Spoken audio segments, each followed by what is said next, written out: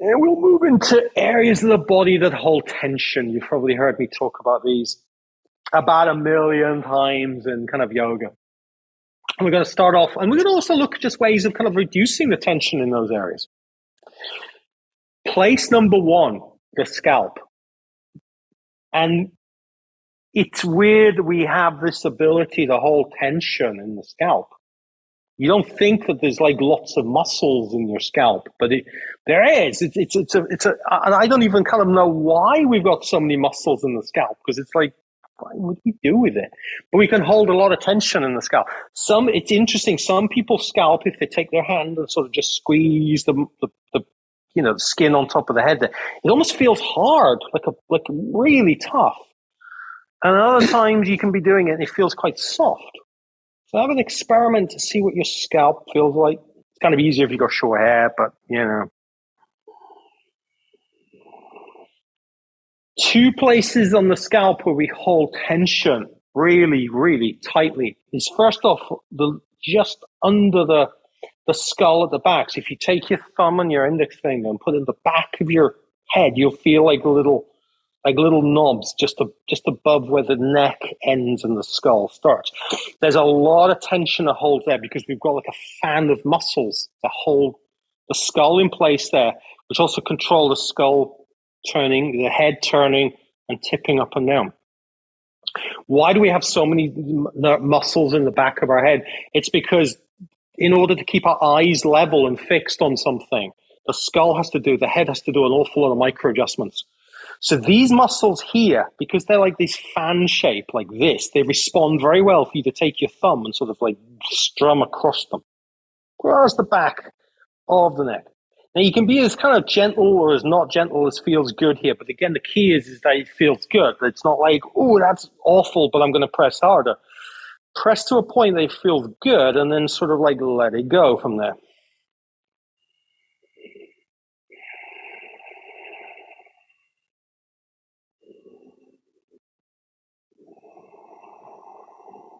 Because again, if we're sleeping, one of the things that has to happen when we sleep is sort of the head has to relax. But if we're alert, then the head is looking for things.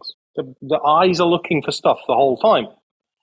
And while we can't maybe get into the reasons why the eyes are kind of looking around and why we're kind of like alert at that point, by physically making these little muscles, the back of our head, relax, by manually getting in there and sort of poking at them, we can sort of diminish the physical responses of that internal sort of that's going on.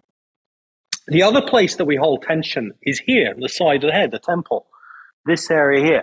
Now, part of this is because the jaw comes up, the jaw muscles come up at this point here, up into the skull. But another reason here is also the eyes.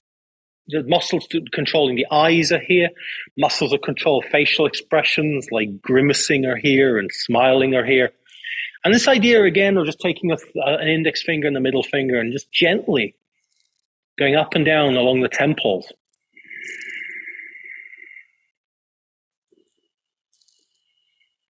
Helps with basically helping the face to relax.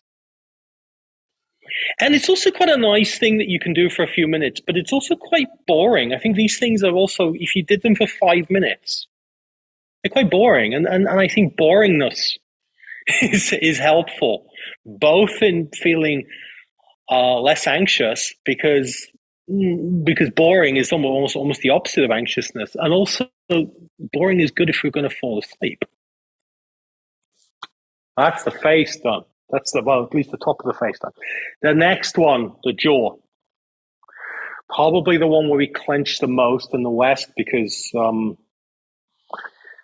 we can kind of not say stuff, some people say, and I think there's definitely a sort of a historic root in clenching the jaw because we feel like we want to say stuff, but there isn't. Also, clenching the jaw is a way of stabilizing the head and the neck structure if we're feeling like, there's going to be something that's going to rattle our heads.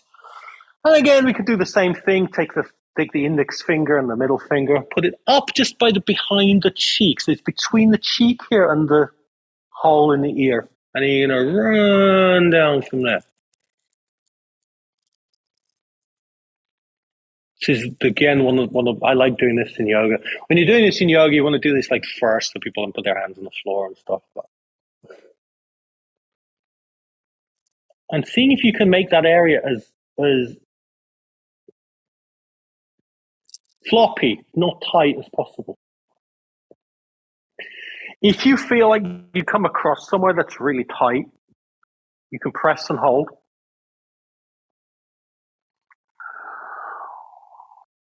And you can also deep breathe, because deep breathing is almost the opposite of our body being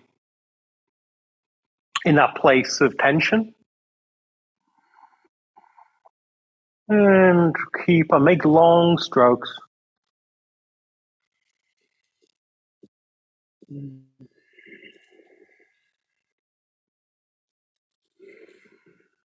Neck. Do so much with the neck in yoga. And I like doing things like neck releases and so on, but I do feel like some of the ways we do them in yoga, they're not necessarily the most peaceful way, which is why I like the supported neck release, where you take your hand and you put your hand on the side of your head. Now, this is great if you're at home, because you can get a cushion or a blanket or something and put it between your hand and your head, so you've got something really comfortable to go into that. You can pick which side you're going to start off with. And then using the hand to hold the head, you're gently letting the head sink into the hand. What I like about this over most of the other neck release methods is that you're continuously in control of what happens with this. So it's not like your head's flopping to one side, but the muscles on this side have to work in order to keep your head sort of from flopping too far, or from going so far that you feel like you might get into pain or might get into discomfort. The hand is doing the holding, the neck is doing the releasing here. And you might find that you start off with a very small sort of like angle on this, and that you're very slowly going into it. Why is this important? Well, because in order to sleep, the head has to relax. The neck has to relax.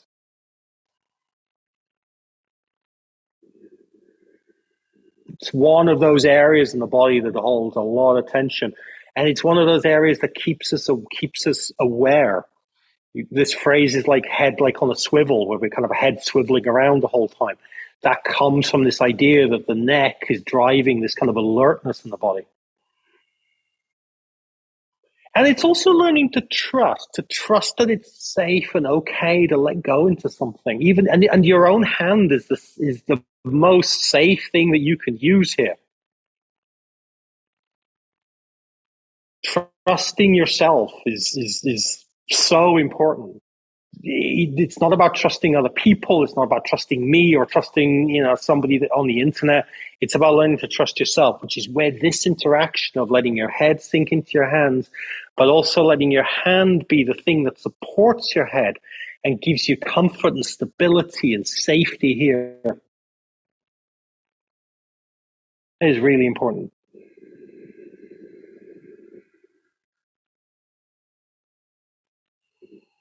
How long can you do this for? You can do this until your arm feels tired. But you can then transition from this position to transition into a lying down position, into a sleeping position after a few breaths. Now, I always like to do the other side. So you go to the other side, you use the hand to lift the head up to the middle, and then you swap over and you do the same thing on the other side. So the hand, I'm going to be holding it a little bit funny because I've got earpiece in, but letting the hand support the head, and letting the head sink into the hands. And I find with this that I'm way more calm and way more relaxed than I am with a normal neck release. And this is about trusting yourself. It is about learning that you are the best person to know what's going on with your body, not somebody else. You are in charge. You know what you want. You know what you need. And this gives you that kind of ability to trust in yourself.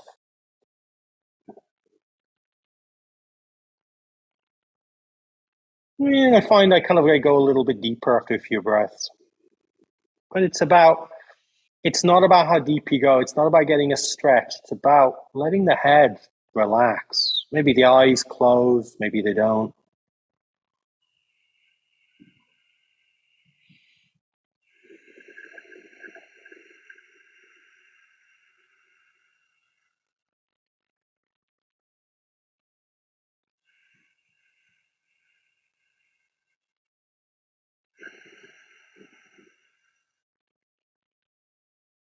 And then again, lifting the head up.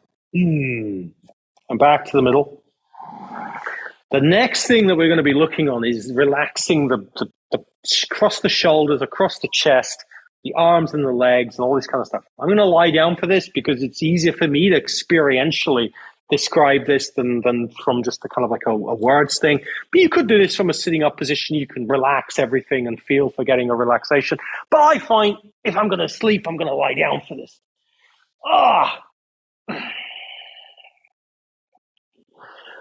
Lie down and first notice kind of like how do you feel when you're lying down? Like where does it feel like you're making contact with the ground? Now, ideally here you want to be making contact with the back of your head. Your shoulders want to be making contact with the floor. Your hips are making contact. Your legs are doing it if your legs are out, or your feet are doing it if your feet are on the floor and your knees up towards the ceiling. Some people do like to sleep with their legs not being straight as well, maybe with a bolster or something behind the knees. Works kind of well for people sleep on their backs. Doesn't work so well if you sleep on your side. Another area that I've noticed in people when they've been poses like Shavasana, that they hold tension in, is the arms. And I like this idea of letting the shoulders relax into the floor. And if you're not sure if your shoulders are relaxed into the floor, here's what you can do. Try and lift your shoulders up off the floor for a breath or two, lifting the shoulders up off the floor, and then let them come back down onto the floor. You'll now know when they're actually more relaxed than when they're floating up. So let's lift our shoulders up off the floor just a little bit, maybe an inch or so, and then let them come back down onto the floor. The next place to relax is the elbows. Kind of sounds weird. Why do we want to relax the elbows? Well, your arms want to be comfortable. So I let my elbows bend a little bit, sink into the floor a little bit. Again, if I'm not sure if they're relaxed, I can lift my elbows up off the floor for an inch or so for a breath or two. And then let my elbows come down into the floor and feel like, oh yeah, that's what the floor feels like. Hands and wrists. Again, get your hands and wrists into a position. If you're making balls with the fists, then that's kind of like not very comfortable. If your hands feel like they're really outstretched, that's not comfortable. Generally, it's an in-between the making balls with the fists and hands being stretched out. So somewhere in the middle, your hands are gently curled. And your hands feel heavy and sink into the floor. Again, if you're not sure, are they actually sinking into the floor? Lift them up off the ground for a breath or two. And then let your hands come down into the floor.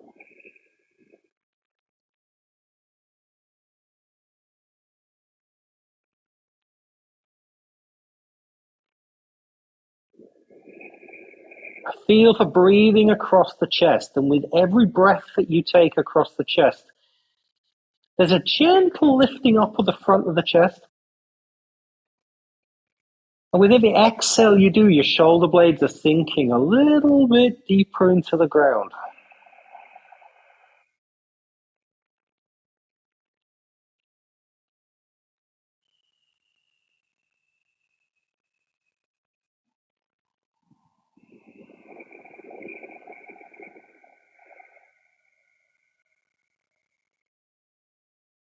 With every breath, you're feeling your shoulders getting a little bit heavier. Your head getting a little bit heavier. Your eyelids getting a little bit heavier.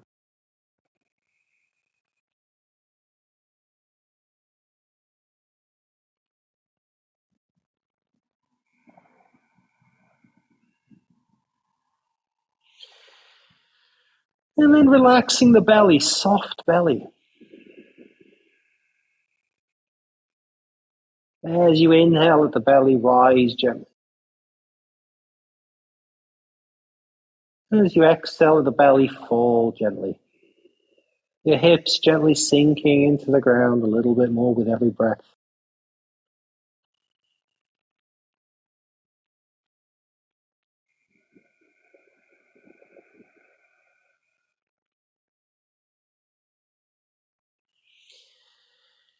Then the legs, depending where your legs are, find a comfortable position for them.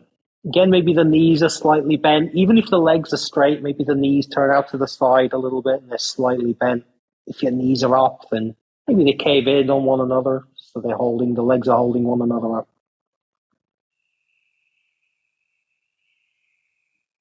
And then getting your feet as relaxed as possible. Feet are really funny because they hold a lot of tension. And you might find that there's tension that builds up during the day in the feet, but also sleeping sometimes builds up tension, especially if you have heavy covers on your feet. They can feel kind of like quite heavy. So I like to have completely relaxed feet because it's a way of signaling to the body, hey, we're not on our feet. We're not doing anything. This is time for rest and repair. And again, if you're not sure, are my feet relaxed?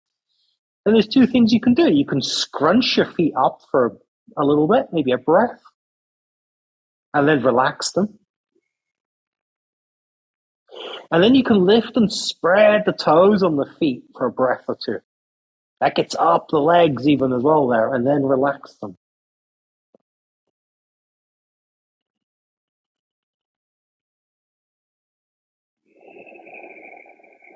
Feeling for breathing around the heart so the air circulates around the heart.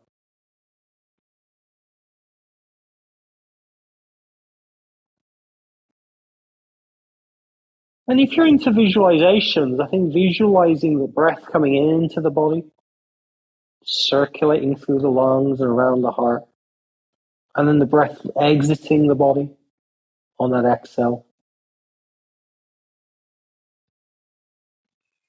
can be a little bit like watching a stream.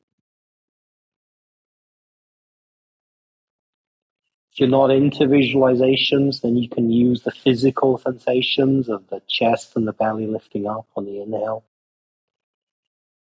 and the gentle fall of the chest and the belly on the exhale.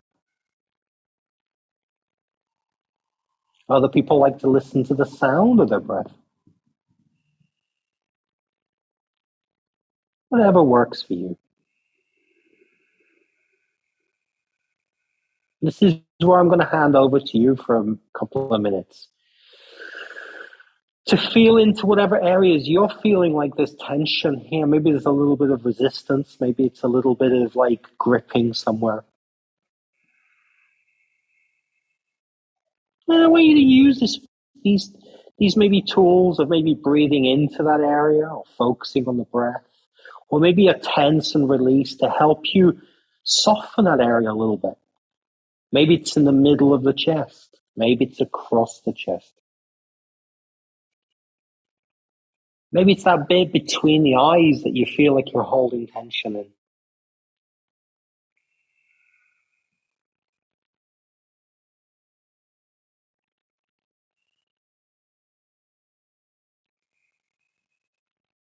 Feeling your body getting a little bit heavier with every breath.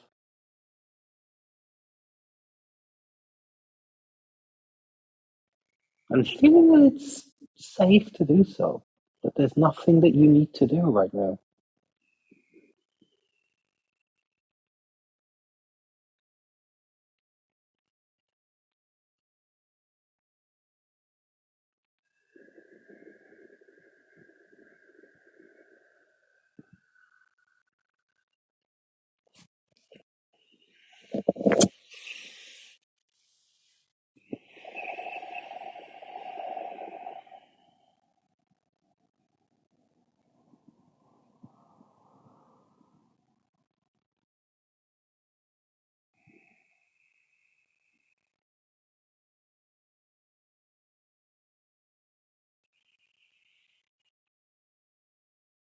Feel yourself slowly starting to deepen your breath. And as you're deepening your breath, your awareness is switching on a little bit.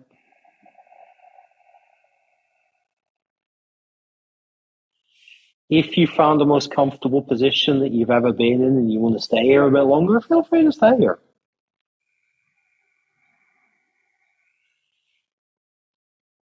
It's me that has a time constraint to end this at a certain point, not you. So you can chill out for as long as you want.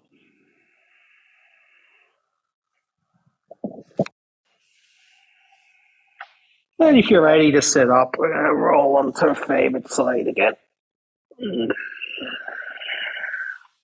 And sit up again. Ugh. Breath practices are very powerful. They're very simple. And I think one of the benefits of breath is they gives us something to focus on. Really is as simple as that. Also, when we're breathing deeply, there's a change in the blood biochemistry of our system. Whereas when we're a little bit tense, we tend to hold and breathe very shallow. When we're not tense, we tend to breathe very deeply. We can flip that around and say, if we want to feel anxious, let's breathe very shallow and start to, if I do that, I'll feel very anxious pretty quick. But if I want to feel a little bit more relaxed, I'm going to breathe in a way that makes me, like how I would breathe if I was very relaxed. And so those two things go hand in hand. Our physiology can drive how we breathe, but because we can control the breath, we have control over it. We can sort of drive the kind of physiology a little bit. So that's the whole purpose of this part of what we've done.